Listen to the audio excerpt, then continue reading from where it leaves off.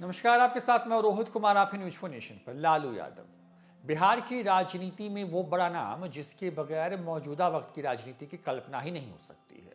लालू यादव ने बिहार से लेकर के दिल्ली तक की सत्ता को अपने इशारों पर नचाया। लालू यादव वो शख्सियत हैं जिनको बिहार की राजनीति में समाजवाद का सबसे बड़ा पुरोधा माना जाता है। कहा जाता है कि लालू यादव ने गरीबों को आवाज दी, लिहाजा गरीबों के मसीहा बन गए लालू यादव। मौजूदा वक्त में लालू यादव भले ही राजनीति में सक्रिय ना हो बीमारी की वजह से, लेकिन लालू यादव आज भी लोगों के बीच मौजूद हैं। लालू यादव बिहार के सबसे पॉपुलर नेताओं में से एक। ऐसे में लालू यादव किसके शिष्य थे, ये सवाल लोगों के मन में जो है वो उठता रहता है। कई बार ये कहा जाता है कि लालू यादव क्योंकि जेपी मूवमेंट से निकल के सामने आए थे तो लालू यादव जेपी के शिष्य थे, लेकिन इन तमाम खबरों से अलग आपको आज बताएंगे कि वास्तविक तौर पर लालू यादव को सक्रिय राजनीति में लाने वाला वो शख्स कौन था और किस तरीके से लालू यादव जो हैं राजनीति में उन्हें अपने कदम जमाए और किस तरीके से वो बिहार के सबसे बड़े नेता में से एक हो गए। बात है 1970 और 71 के बीच की। राजनीति में पहला कदम उठा चुनने के बाद लालू यादव को अब ये लगने लगा था कि अब उनको अगले स्तर पर बढ़ने के लिए तैयारी करनी है। SYS हर विद्यार्थी में औपचारिक तौर पर छात्र संघ की स्थापना का दबाव बनाने लगी थी। मैं लिंग और समुदाय, लालू यादव अपनी बात कहते हुए कहते हैं कि मैं लिंग और समुदाय से परे छात्रों के बीच बेहद लोकप्रिय था और मुझ में उतना आत्मविश्वास आ गया था कि 1970-71 में पटना यूनिवर्सिटी यानी PUSU के अध्यक्ष और महासचिव के पद के लिए चुनाव कराने की मांग कर सकते। पटना विश्वविद्यालय के छात्र संघ के चुनाव सिर्फ कागजों में ही अस्तित्व में था और विश्वविद्यालय प्रशासन द्वारा नामित की गई छात्रों की एक मंडली का इस पर कब्जा था। इसका कोई व्यापक लोकतांत्रिक चरित्र भी नहीं था और इसके कर्मचारी शायद ही वो मुद्दे उठाते थे जो छात्र हितों से जुड़े होते थे। चर्चित इतिहासकार और पटना विश्वविद्यालय के तब के कुलपति प्रोफेसर KS दत्त ने पहली बार इन दो पदों के लिए सीधे चुनाव की मांग की। पटना विश्वविद्यालय के तब के कुलपति प्रोफेसर KK दत्त ने पहली बार इन दो पदों के लिए सीधे चुनाव की मांग को मान लिया। लालू यादव ने महासचिव पद के लिए पर्चा भरा, जबकि उनके सीनियर राजेश्वर प्रसाद जो पिछड़ी जाति के एक छात्र नेता थे, उन्होंने अध्यक्ष पद के लिए नामांकन पत्र भरा। राजेश्वर एक समान और विनम्र छात्र थे और उनमें आक्रामकता नहीं थी, इसलिए लालू यादव ही दोनों सीटों के लिए पटना विश्वविद्यालय के सभी कॉलेज, जिसमें BN college, Patna women's college, Patna college, Patna science college, engineering college और मगध महिला कॉलेज में आक्रामक अभियान शुरू किया। BN कॉलेज के परिसर में मतगणना शुरू हुई तो इसमें पाया गया कि इनकी जोड़ी तेजी से आगे निकल रही है। रुझान में पता चल गया कि लगभग 100% छात्रों ने उन्हें वोट कर दिया। यह भांपकर ही कि हम शानदार जीत की ओर जा रहे हैं, मुजफ्फरपुर के केंद्रीय मंत्री के बेटे ने अपने समर्थकों को इकट्ठा किया और मतगणना केंद्र पर धावा बोलकर बैलेट बॉक्स को लूट लिया। उन्हें नालियों कूड़े में फेंक दिया गया। यह देखकर मेरे समर्थक आग बबूला हो गए और भीषण संघर्ष में के जो हालात वो बन गए। लालू यादव ने अपने समर्थकों को शांत किया और पटना सदर के तत्कालीन SDO नागेंद्र तिवारी से इस बारे में शिकायत की, जो इस पूरे चुनाव के प्रभारी थे। तिवारी के ईमानदार अधिकारी थे, जिसने हमें आश्वस्त किया था कि वह अन्याय कतई नहीं होने देंगे। वह कुछ पुलिस वालों के साथ मतगणना केंद्र पर गए और फेंके गए तमाम बैलेट बॉक्स इकट्ठा कर लाए। उन्होंने राजेश्वर मुझे क्रमशः अध्यक्ष और महासचिव निर्वाचित घोषित कर दिया। मैंने तिवारी की स्मृति को बेहद संजोकर रखा है। वह एक ब्राह्मण थे जो तब मेरी सहायता के लिए आ गया है।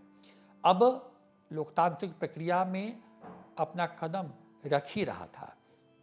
मैं अभी मानता हूं कि वह चुनाव पहली क्रांति थी जिसे मैंने छात्र नेता के तौर पर अंजाम दिया था। इतिहास में पहली बार पटना विश्वविद्यालय ने सीधे तौर पर अध्यक्ष और महासचिव चुना था। अध्यक्ष बनने के बाद राजेश्वर ने छात्रों से किया गया वायदा पूरा करने की मुझे खुली छूट दी। मैंने छात्रों से वायदा किया था कि उनके लिए परिवहन का प्रबंध करूंगा। तब लालू यादव कहते हैं कि मैंने डॉक्टर दत्त से मुलाकात की, जो गांधी मैदान के पास जहां मौजूदा वक्त में होटल मौर्य है, वहां वाइस चांसलर आवास में रहते थे और उन्हें एक विज्ञप्ति दी, इसमें दूरस्थ इलाकों से विश्वविद्यालय आने वाले छात्रों के लिए 10 से 12 बसों की व्यवस्था करने की मांग की गई थी। डॉक्टर दत्त ने तुरंत ही सरकार से संपर्क किया, जिससे उन्हें 10 बसें आवंटित हुई और बाद में 2 और बसें इस बेड़े में शामिल कर दी गई। लालू यादव कहते हैं कि उन गरीब छात्रों की एक सूची भी सौंपी जिन्हें आर्थिक मदद की जरूरत थी। उन्होंने पुअर बॉयज फंड से यह राशि आवंटित करने की मंजूरी दी। कई बार वह फंड की कमी पर अफसोस जताते हुए छात्रवृत्ति की सूची को और संक्षिप्त बनाने की बात करते थे, लेकिन ज़्यादातर वह मेरी सिफारिशों को मंजूर कर देते थे। यह मुझे पसंद करते थे और मुझे प्रोत्साहित भी करते थे, क्योंकि वह मुझ में गरीब और पिछड़ों वर्ग का उभार देख पा रहे थे। महासचिव बनने के बाद मेरा जीवन तेजी से बदल रहा था। लालू यादव ऐसा कहते हैं कि मैं विश्वविद्यालय के कॉलेज के मेंस और हॉस्टल के निरीक्षण के काम में हमेशा व्यस्त रहता था। उन्हें बिहार इंजीनियरिंग कॉलेज के हॉस्टल की याद है, जिसे पटेल छात्रावास के नाम से जाना जाता था और जिसमें ज़्यादातर पिछड़ी जातियों के छात्र रहते थे।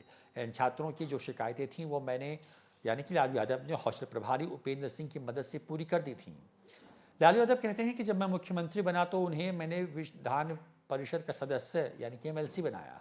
उस दौरान मैं पटना विश्वविद्यालय के सामने की सड़क के बीच स्थित एक छोटे मंदिर में रुकता था। तब तक मैं पान खाने लगा था। मंदिर के पास पान की एक दुकान थी और मैं वहीं से पान खरीदता था। लालू यादव आगे कहते हैं कि इस बीच मैंने पॉलिटिकल साइंस में BA यानी कि ऑनर्स की परीक्षा पास कर ली। इसके बाद मैंने पटना लॉ कॉलेज में LLB के कोर्स में दाखिला लिया और वेटनरी कॉलेज में क्लर्क की नौकरी भी करने लगा।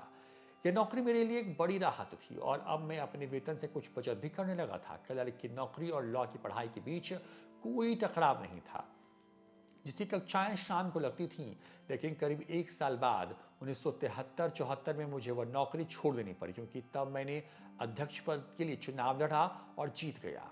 उसी चुनाव में सुशील मोदी और रविशंकर प्रसाद दोनों राष्ट्रीय स्वयंसेवक संघ से संबंध अखिल भारतीय विद्यार्थी परिषद के सदस्य थे। क्रमशः महासचिव और सचिव चुने गए थे। वह ABP से मेरी राजनीतिक प्रतिद्वंदी की शुरुआत थी, जो आज भी जारी है। लालू यादव के राजनीतिक गुरु की बात करें तो उनका नाम जिन्होंने इन्हें सक्रिय राजनीति में लाया वो शिवानंद तिवारी थे।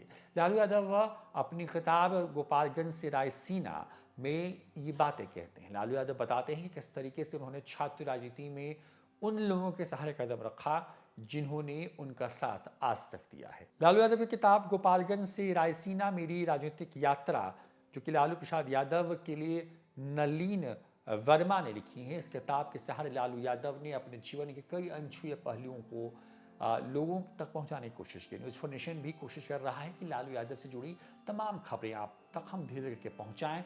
तो खबर लालू यादव को लेकर की थी, जिसमें लालू यादव जो हैं उनको सक्रिय राजनीति में लाने वाला शख्स कई दफ़े उनसे अलग हुआ, लेकिन बाद में फिर से उनके पास ही आया। कुछ वैसे ही जैसे नदियों से नदियाँ निकल करके फिर वापस उसी नदी में मिल जाती हैं।